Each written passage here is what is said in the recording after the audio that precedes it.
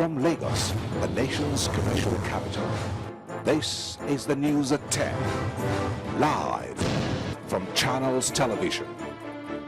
Reporting tonight, Amarachi Ubani. Good evening and welcome. Tonight, 23 days after the Ebola virus disease in Nigeria, the president and state governors devote efforts towards curbing its spread. Ebola virus disease hits Enugu in southeast Nigeria as federal government confirms that 198 patients are now under surveillance in the country. National Conference makes second adjournment in 48 hours. Delegates from the north tackle south over constitution draft. And the United States and France have more arms to tackle jihadist militants in Iraq.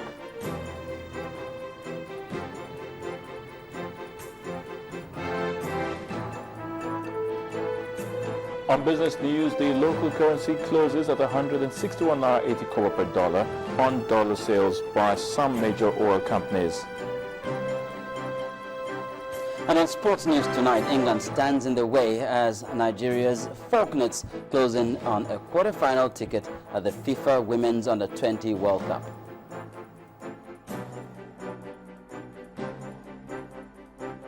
I'm Gloria Umezioke, and from Abuja, Kaduna State Governor debunks claims that he received report of impending bomb blast that rocked the state capital last month.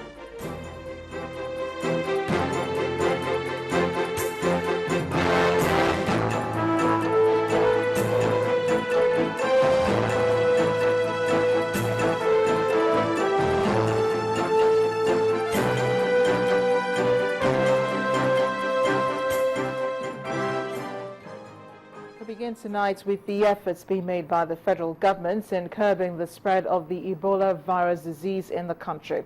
Following an emergency meeting summoned by President Goodluck Jonathan today, the federal governments and state governors have resolved to take the Ebola issue very seriously by preventing further spread of the disease.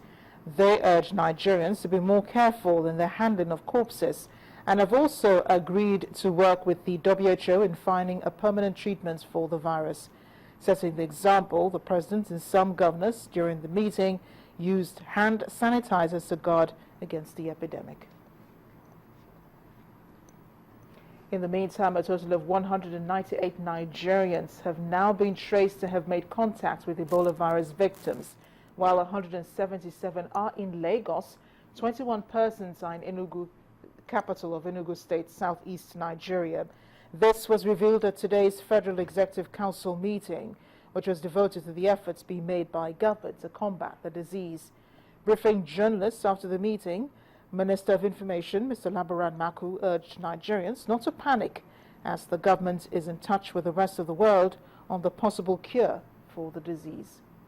This number includes, people so far that have made contact with the index case or secondary contacts. So 198 of them, 177 in Lagos, and 21 persons in Enugu are also being watched. And this is because one of the nurses that was involved in the treatment of the index case, unfortunately, disobeyed medical instructions and somehow traveled to Enugu. But we have no problem.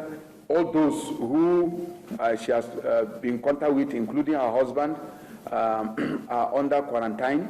And so the medical team has been able to trace all those who made contact with her.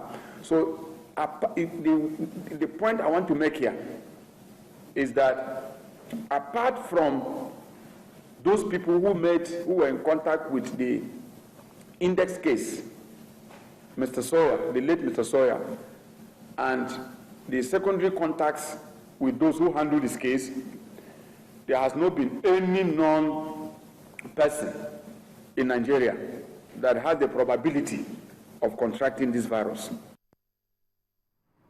Minister of Information, Mr. Labaran Maku. In the meantime, Canadian government has extended a helping hand to West African countries battling the Ebola outbreak. About 1,000 doses of an experimental Ebola vaccine will be sent to the World Health Organization. This comes after the WHO agreed that it is ethical to use untested drugs on diagnosed Ebola patients. Canada says between 800 and 1,000 doses of the vaccine have only been tested on animals. However, experts say supplies of both the vaccine and the experimental drug ZMapp are limited, and it could take months to produce more. The Canadian government has also decided to keep a small portion of the vaccine for research in case it will be needed for their own use. Well, the Deputy Governor of Enugu State, Sunday Onyebuchi, is reported to have slumped this morning while testifying before the impeachment panel probing allegations of gross misconduct leveled against him by the State House of Assembly. The incident was said to have caused panic at the State High Court complex venue of the panel's sitting. He was immediately rushed out of the court by his wife and children and some of his aides who were present at the panel sitting, temporarily halting the proceedings. A similar incident occurred this morning in Rivers State capital Port Harcourt as a chairman of the council in Port Harcourt local government area, Honorable Charles Paul Ejeku, suddenly slumped and died. An eyewitness told Channels Television that Mr. Ejeku died after a marathon political meeting which lasted into this morning. The state government has confirmed the death, and the government house source says everyone is in mourning. The cause of his death is yet unknown.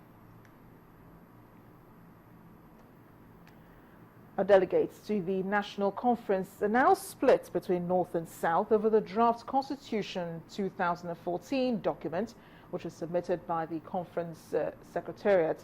Some of the delegates who spoke with Channels Television after the short plenary session today explained that they see nothing wrong with the document as presented.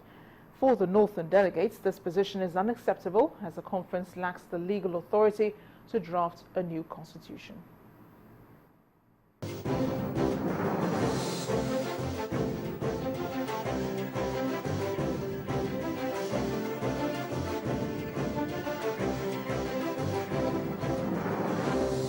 For the second time this week, delegates at the National Conference gathered in plenary to consider the final report of the conference. After welcoming the delegates back, the conference chairman explained how the consideration is expected to progress.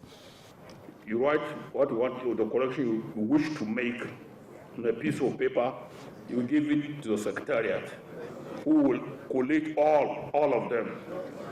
Those ones that are grammatical, we can do that easily. But those ones that are substantial, maybe we shall bring it back to you and read it to you and affect the correction. His proposal that delegates resume after lunch was opposed by delegates. Okay, you want it tomorrow? Okay. I think that will give the secretariat time to type out your recommendation or your observation, so that tomorrow we take them once for all. Thank you very much. The conference adjourned on this note. The debate thrown up by the Northern delegates over the draft constitution drew different reactions from delegates. I believe that what the Secretary has done is to collate all the amendments that we've made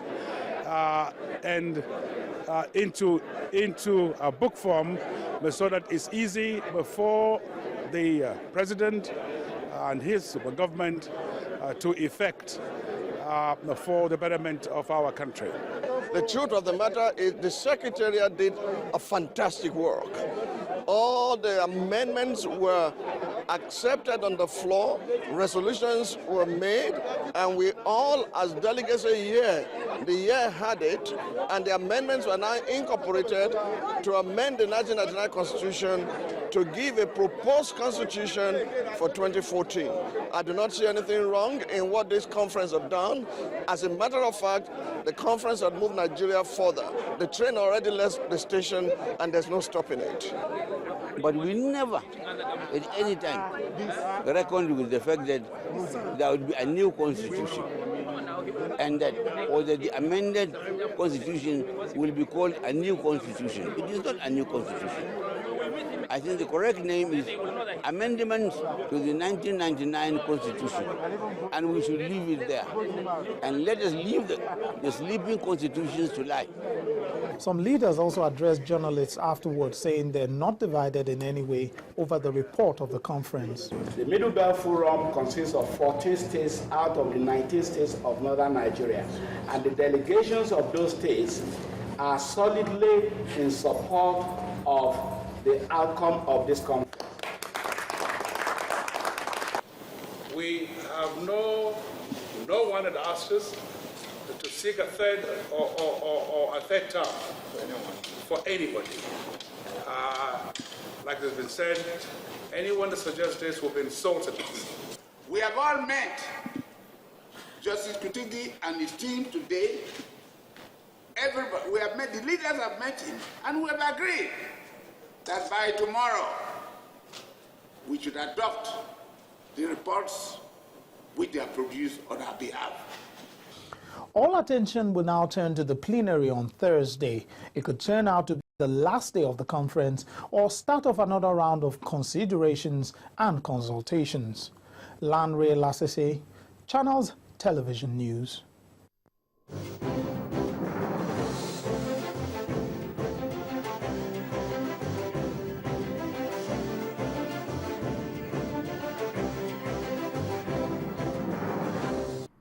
In part two, after the break, police arrest suspects believed to have stolen babies in Imo State.